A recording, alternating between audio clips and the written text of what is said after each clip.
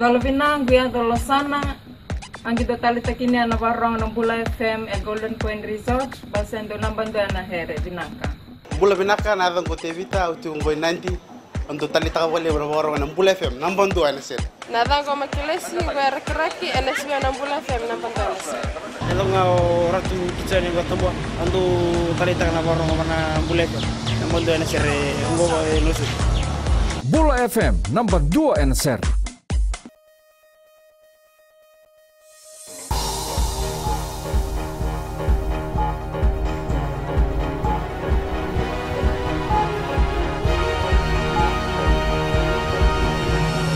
Good evening, I'm Jackie Spade. This is FBC News. Tonight, more rain and flooding forecasted for the country. Restrictions on movement by public now in place for most areas, and schools closed in flooded areas.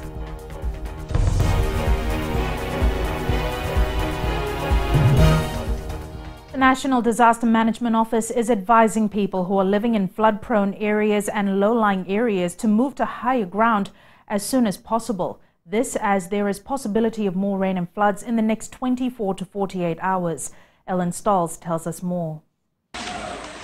National Disaster Management Permanent Secretary Meleti Bainimarama says people need to restrict their movement at this time. Restriction of movements, yes. We've sent out an advisory late this afternoon. Sent it out about 3 o'clock, asking people because of the living in low-lying areas and flooded areas, and because of the light, people to restrict their movements.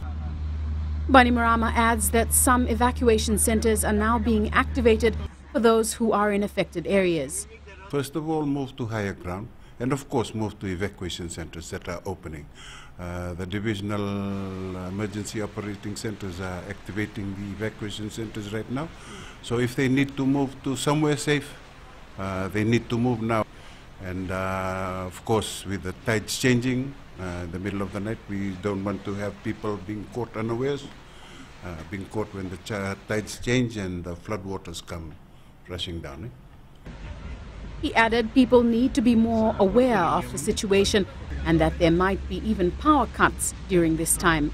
Ellen Stahls, FBC News. We now join Ellen Stahls, who is standing by live. Ellen, I believe you have more information on hand. Yes, Jackie, Meleti Bainimarama has also that the closure of schools tomorrow will depend upon the various school principals who will make an assessment of the situation on the ground and decide whether or not the school needs to be closed. Also said that for those families who are living in low-lying areas, they need to move to higher ground and restrict movement tonight. As of tonight, the Nandi Back Road as well as the Queen's Road Ngatoka are closed to all traffic. Thanks so much for that update, Ellen. The Education Ministry closed schools in flood-prone areas today. Minister Dr. Mahendra Reddy says this is for the safety of all students and teachers. Dr. Reddy confirms all schools in flood-prone areas between Nandi to Rakiraki were ordered to close this morning. He adds that parents and guardians need to keep a close eye on their children. However, these pictures from Navur this afternoon show otherwise. FBC News found them playing in a flooded Navur River with no adult in sight. Basically, we want parents to keep a close eye on children. As you know, sometimes children make impulsive decisions and quite emotional at times. We want parents to ensure that children do not go out and play in drains which could get flooded and children can lose life. This has happened in the past, so we do hope that parents will keep a very close watch on children, what they do in these weather conditions. Schools in affected areas will remain closed until further notice. Nandi was worst hit by the flooding earlier today. The main town area was one of the first to be flooded earlier today. Most of the shops, the market and the bus stand area have been affected by floodwaters. The Nandi Back Road has been closed to traffic and all other access to the town has also been blocked by floodwaters. People in Narewa village have evacuated to the church as 6 homes are under floodwaters. As of 3 p.m. today, the system which we were monitoring tropical disturbance 15F remains slow moving to the south of Kadabu, approximately 100 km south of Kadabu. But the rain which we were experiencing over the last 24 hours or so, and the associated flooding is what's on us right now. And there's been a lot of flooding in many of the places in Fiji, mostly in Vitilevu, but not only limited to Vitilevu, it also extends to Nolevu.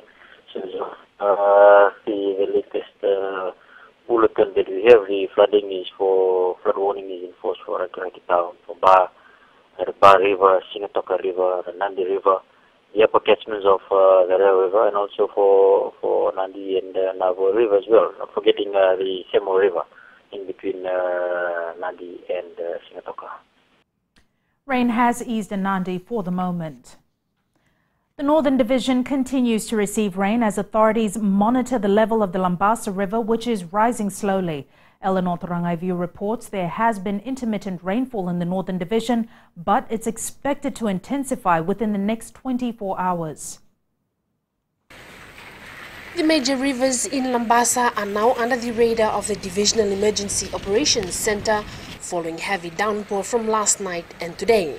We're monitoring the river, especially in Lambasa, the three main ones, Vangawa, Lambasa, and the Wailewe, including the Nasekul River too. It's high tide now, but we are lucky it has not burst its banks. This is at the Nriketilele crossing in Nakama, which has been underwater since last night. There was also minor flooding in Bulileka, Palembasonga, Wunivau and Dhongeloa, amongst other places. Schools in and around flood-prone areas also advised to close and send students home. 21 schools already been closed. In the north? Indefinitely, yeah. Mostly are from Maduata, the schools. We will advise them through the Ministry of Education of when they will resume. While authorities are urging people living near rivers and in low-lying areas to move to higher grounds, FBC News captured some locals defying the warnings. Eleanor Tarangaivu, FBC News.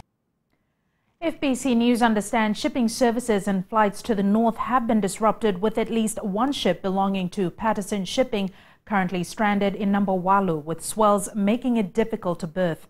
All passengers are still on board. Those who are waiting at the Nambawalu jetty to go across to Natovi have been billeted at the Province Council office in Nambawalu. Meanwhile, earlier today, residents of Navua were bracing for possible flooding. As Kelly Vavala reports, the rising waters at Navua River was a concern for most. Navua residents ponder whether the continuous heavy rain was going to have an effect on them with the rising water level. This was the Navua River around midday today, with officials and residents gearing up for possible flooding. Yeah, the river is increasing, and I think the flood will be here in the afternoon. Because already it's flooding in the lowline area, the farms are already flooded. They have to go to higher places, to their neighbors. Well, some of them are staying in lowline areas to cross this road, so children suffer from school. I came early in the morning, around 6:30 from home. I saw that the water level was below these 4 steps, and at around 12 o'clock, the water level really increased. If it floods, we will have to close our markets and go home. Some residents say when the river level rises, blocked drains cause havoc for their settlements. The water is rising up now, and the problem is the bridge is not good for our side. It's too low, and they made the new road, but it is down. The bridge is down for the water. Okay. That's why the thing flood, and the drainage is very poor here. Have to go on the high place. See, the big problem is to pick the children from the town here. They were all on job site. They never reach home. The Fiji Meteorological Office says a heavy rain warning still remains in force for the whole of Fiji Group. Kelly Vadala, FBC News. Coming up on FBC News, Fiji to host the Asia-Pacific Parliamentary Forum next year.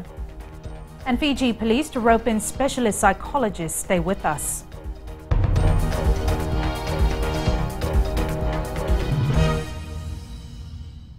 Namaste, Golden Point Resort. Raki Raki Me. Mirchi FM is garam garam. Mirchi FM is hot. I'm Sanjay Tabuake. Mirchi FM is hot. I'm Harshana. I love Mirchi FM. It's hot in Lautoka. Hi, मैं अविनाश हूँ. मैं लंबासा से बोल रहा हूँ. मैं हमेशा मिर्ची FM सुन रहा हूँ. मिर्ची FM is so hot. मैं शालिनी देवी from Covert Avenue. जैसे आग खुलती है वैसे मिर्ची FM मुझे मस्त कर देती है. मिर्ची FM is hot. Mirchi FM, it's hot.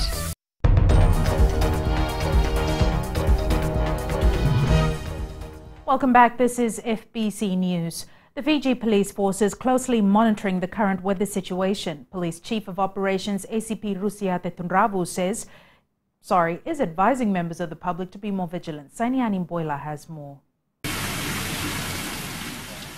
Police officers and operation teams have been deployed to areas that are affected by the current weather condition. Teams are dispatched to Nandi. Last night they were assisting some of those that were staying at Nambuna flat in Tabua to be relocated to the Tabua village hall and also at Rakiraki. So here in Suba, our special response unit and our operation team from Nosuri are also closely monitoring the situation. We are getting updates every hour so that we are in touch with what's actually on the ground. Tunrabu says they are aligning their operations with the instructions from NDMO and is urging the public to take heed. We still notice youths, school children still enjoying swimming across river banks and also at the crossings.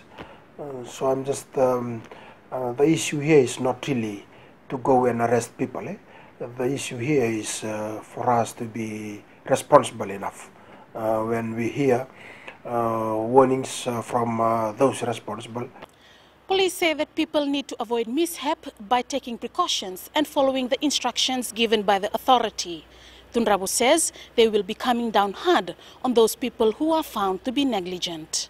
Sainiani Boila, FBC News. Semo village in Nandronga, Singatoka has again been hit by floodwaters. The last time the village saw floodwaters of this magnitude was in 2012. FBC Operations Director Nitendra Prasad captured these images earlier today. As you can see, the small river beside the village has burst its banks and inundated the village with floodwaters. Villagers are being urged by authorities to move to higher ground at this time. In 2012, 60 homes were underwater, while 6 houses were underwater at Nambao village. Plans are now underway to rope in a specialist psychologist to work with the Fiji Police Force to deal with the increase in rape and child sexual attacks. Police Commissioner Brigadier General Sitiveni Gilio says this is their next step following the release of their Crime Statistics Annual Report 2015, where sexual attacks were recorded as the highest. Akusita Tale reports. There has been a significant increase in rape and attempted rape in the country last year. 2015 recorded an alarming number of child sexual abuse cases. The 6 to 12-year-old age group recorded an increase of 166 victims compared to 146 in 2014, which is a 14% rise, an increase of 20 cases. Why is this happening? Who are the groups? We're still in that process of analyzing this report further. Even people, perpetrators of the crime of rape and things, like I've mentioned a few weeks before, we're trying to get a psychologist to see what's happening. Why are they doing it? Why are grandfathers doing it now? Why are parents doing it now? The overall child physical abuse cases have increased from 2014 to 2015 by 83 cases. Assault causing actual bodily harm continues to be the most prevalent physical type of offense committed against children. We're trying to identify a psychologist who can give us, who's probably worked with with people who have been convicted with this type of offences. We're trying to identify the person now and engage with them. Brigadier General Ngili Ho says the sooner they find a specialist, the faster they can identify the problem that's leading to the increase in these crimes. Ako si Tutalei, FBC News. Director of the Public Prosecution's Office, Christopher Pride, is concerned at the reporting of events by some media organizations surrounding the arrest and charge of Chosodolo Nandolo in the Dumba murder case currently before the courts. Pride says the accused has now been charged. The media are reminded that any speculation on the accused's background or other issues concerning the case are sub judice. He says any media reports now must be confined to what is actually said in court. Any breach of the sub judice rule by members of the media or people commenting through social media is a contempt of court and could potentially result in a mistrial. The director has also issued a stern warning that any person or media organization breaching the sub judice rule may also be liable for prosecution. Fiji will host the Asia-Pacific Parliamentary Forum for the first time ever next year. This was confirmed today as the hosting authority from Canada handed over the APPF flag to the Fijian Parliament delegation. Ali Kimbia has more. Hosting the Asia-Pacific Parliamentary Forum is something Fiji's Parliament will use to foster regional cooperation within the forum. Fiji stands to gain from hosting of this event because it will be an opportunity for us to have a detailed knowledge of the APPF and the APPF machinery, and also enhancing our people-to-people contact. Canadian Parliament Senator Donald Platt says he is confident that Fiji will be able to deliver the best when hosting the meeting. And I know that everyone in Fiji is looking forward to this conference, and I know everyone in the Asia-Pacific region are looking forward to coming here. Certainly those of us from Canada to come to Fiji at the end of January. The APPF conference is expected to involve 128 members of parliament from 27 member countries. Ali Kimbia, FBC News. Sports now. Here's Charlie with all the very latest. Good evening. In sports tonight, Wanganindrola ready for Fijiana debut, and Suva off to OCL tournament. This and more coming up.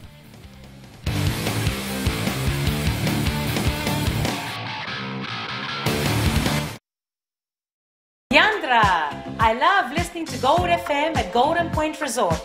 Gold FM, only the classic hits. Hola, my name is General from Rakiriki Village.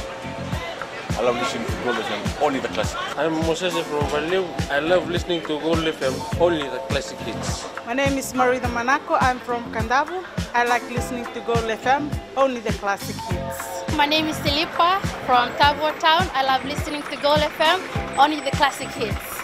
Gold FM, only the...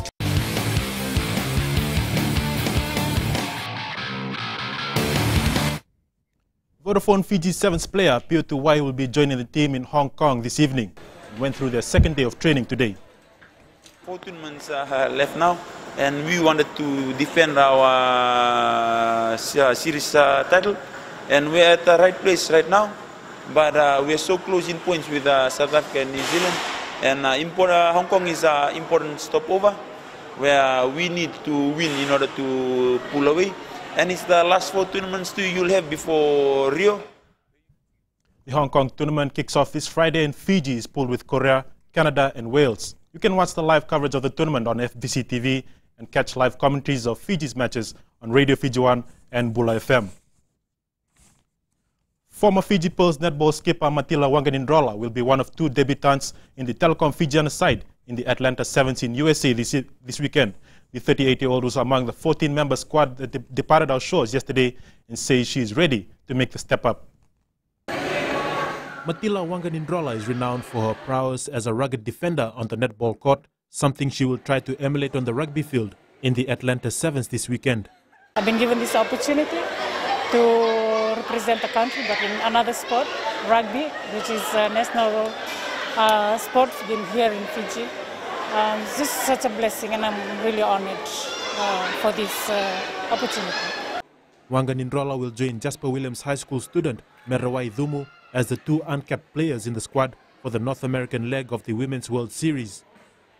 My aim is to try my best during a game, and my goal is to aim for taking part during a Rio. Training was delayed for a while as the country recovered from Tropical Cyclone Winston, and officials are hoping the devastation will motivate the players to succeed. When the girls got back from Sao Paulo, we gave them a bit more time off to be with their families and sort out everything that they needed to sort out in their personal lives after the effects of that. So we've had a little less time than we'd normally like to get prepared for these tournaments, but the girls have been fantastic, and actually we've set some record scores for our fitness. Cracknell says selection for the North American leg of the Women's Series has been the hardest since he joined the Fijiana camp, and expects the results to speak for itself over the next 2 weeks. Talendo Takavaka, FBC Sports. The president of the Pacific Games Council, Vidya Lakan, will go unopposed in the upcoming elections in Vanuatu. Lakan, who has been at the helm for more than a decade, is hoping to bring in some major changes. Vashnil Prasad has more. He could be tagged as one of the most experienced sports administrator Fiji has ever had. Vidya Lakan is not stopping yet, but will be the president of Pacific Games Council for another 4-year term. When nominations closed, there's only one nomination for the position of president, and that was from Fiji. So Vidya Lakan, that's myself, will be unopposed. The former president of Fasanok has been leading the council for nearly 13 years, and today he shared some of his memories. I first raised my hand with the support of Fasanok was I saw a lot of opportunities. We hosted the games here in 2003, and that's when I saw what a wonderful product we have and what we can do with it. Lakan is hoping to bring a major change to the Pacific Games in coming years. I would like to convince everybody, all my 22 member countries, that Australia and New Zealand has to be part of the Pacific Games.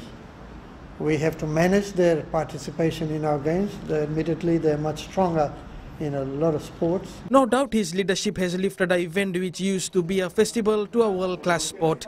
Vashnil Prasad, FBC Sports. The Suva football side left for New Zealand this morning in a hope to do well in the Oceania Confederation Football Champions League. With no major setback, Suva expects to march in as the underdogs. Vashnil Prasad once more. A last call on the latest update before the Suva football team players board for Auckland. This is an early trip for these boys in order to adjust to the New Zealand weather. As I always say, it's becoming very, very competitive as every team wants to play in the World Cup Championship. And for Fiji, it was a setback because we are not allowed to use the overseas players. But nevertheless, we got our own local players and we'll do our best and try to do better in this tournament. It will be a huge load on the capital city side to perform to their best in the Champions League. Once again, compared to same as last year, I think again this year we are in a very tough pool. But we won't just give up. We'll do our best and try to at least do better in this tournament. There was no major setback with all the players travelling with the team. The morale in the camp is high. They are expected to go over all the hurdles and qualify from the pool stages. We'll take one game at a time. First is Team Wellington, then after Team Wellington, then we look at the next game. But for us, we'll not look further into other teams. First for Team Wellington, they are first, so yeah, Team Wellington first, then we'll move on. The hopes of the nations rest on these boys. That is to become the first ever team from Fiji to qualify for the World Club Cup. Vashnil Prasad, FBC Sports.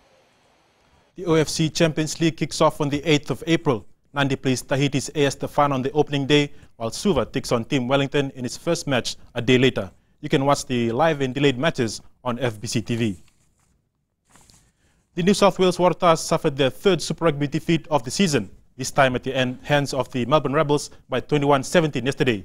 It was a match which Waratahs captain Michael Hooper says they lacked any flair in attack as they go into a bye this weekend. Both teams are on a bye this weekend. Meanwhile, on Friday, the Chiefs face the Blues in Hamilton, while the Western Force host the Crusaders in Perth. And that was FBC Sports. Back to Jackie now with the weather.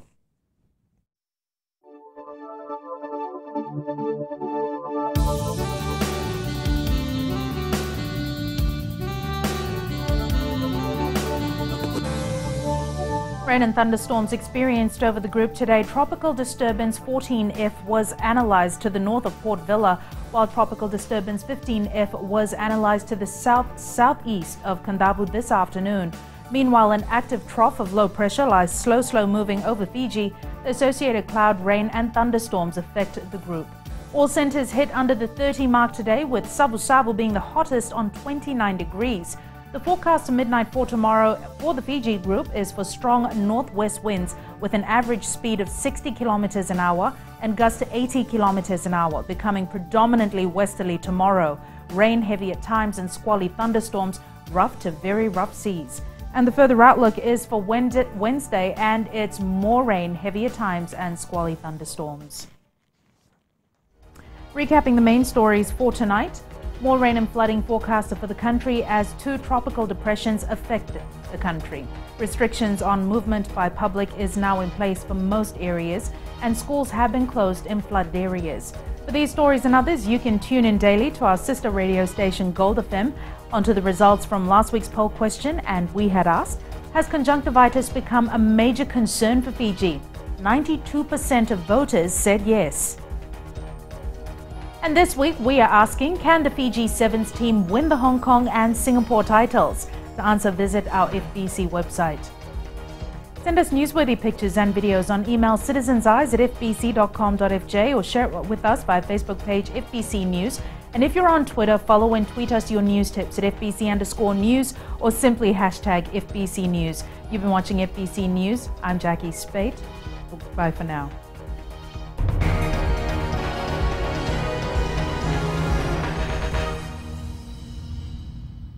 Elin लटका में मिर्ची FM को lock कर दिया जाए। मिर्ची FM it's hot. हम नकाशी से साइमन है, हम वेजिटेबल जैसे नंबर 1 है, वैसे मिर्ची एफएम नंबर 1 है। माय नेम इज दिनेश, हम नैंडी में काम करता है, स्लीपिंग जायंट जिपलाइन में, और मिर्ची FM is hot, I like it. मिर्ची एफएम इट्स हॉट।